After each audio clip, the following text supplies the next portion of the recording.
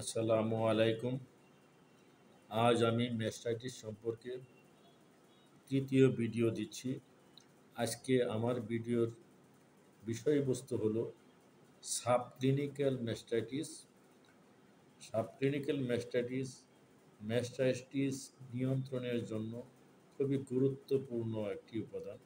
আমরা যদি কোনো হাড়ের বা ডেইরি খামারের ম্যাস্টাইটিস নিয়ন্ত্রণ করতে চাই, তাহলে অবশ্যই সেই ডেইরি ফার্মের গাভীগুলো সাবক্লিনিক্যাল ম্যাস্টাইটিসে আক্রান্ত হয়েছে কিনা সেই বিষয়ে আগে আমাদের নিশ্চিত হতে হবে।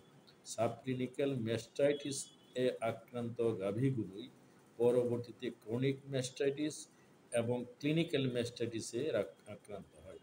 তাই আমাদের সাবক্লিনিক্যাল ম্যাস্টাইটিস গুরুত্বের সহকারে আগে আইডেন্টিফাই করতে হবে। সাবক্লিনিক্যাল ম্যাস্টাইটিস আইডেন্টিফাইয়ের জন্য আমরা দুইটি পদ্ধতি ব্যবহার করতে পারি। একটি হলো ক্যালিফোর্নিয়া ম্যাস্টাইটিস টেস্ট, আরেকটা হইল সোমাটিক সেল কাউন্ট সিএমটি তে দিয়ে বা ক্যালিফোর্নিয়া ম্যাস্টাইটিস টেস্টের মাধ্যমে আমরা সহজেই কোনো গাভীর সাবক্লিনিক্যাল ম্যাস্টাইটিস আছে কিনা সেটা নির্ধারণ করতে পারি, এবং এটা যে কোনো ভেটেরিনারিয়ান সে অফিসে বসেই সেই কাজটি সহজেই করতে পারে। আর অপরটি হলো সোমাটিক সেল কাউন্ট।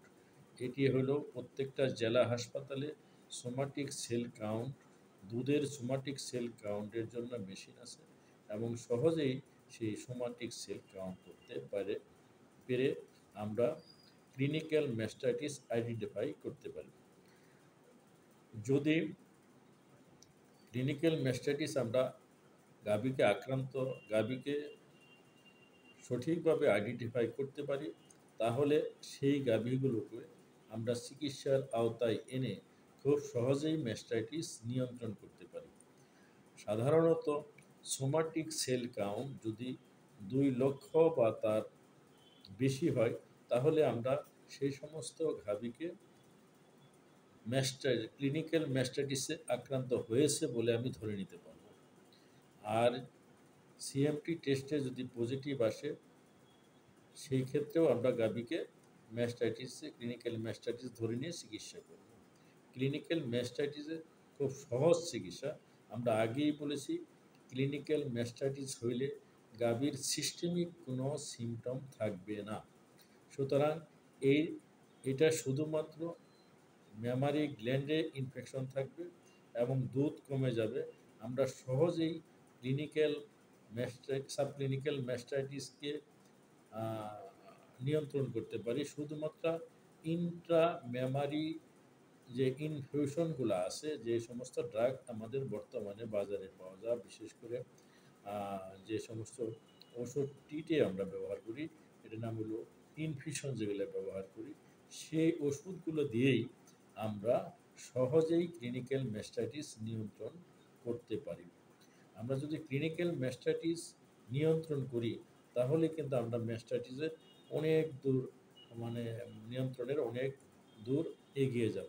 আমরা সকল ভেটেরিনারিয়ান এবং খামার মালিকগণ যদি একটু সচেতন হই, তাহলে আমরা সহজেই সাবক্লিনিক্যাল ম্যাস্টাইটিস আইডেন্টিফাই করে তাহলে আমরা আহ, সেই ম্যাস্টাইটিস আক্রান্ত গাভীকে চিকিৎসার আওতায় এনে সহজেই আমরা ম্যাস্টাইটিস নিয়ন্ত্রণ করতে পারি।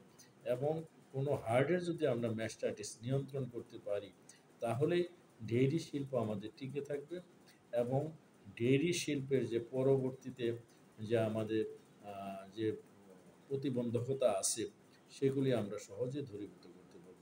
আমাদের প্রধান সমস্যা ডেইরি শিল্পে আমি যেটা মনে করি সেটা হলো ম্যাস্টাইটিস, এবং এই ম্যাস্টাইটিস নিয়ন্ত্রণ করতে হলে আমাকে সাবক্লিনিক্যাল ম্যাস্টাইটিস আইডেন্টিফাই করতে হবে, এবং সাবক্লিনিক্যাল ম্যাস্টাইটিস আইডেন্টিফাই করে আমরা সেই গাভীগুলোকে যদি চিকিৎসার আওতায় আনি, তাহলে সহজেই আমরা ক্লিনিক্যাল ম্যাস্টাইটিস নিয়ন্ত্রণ করতে পারব।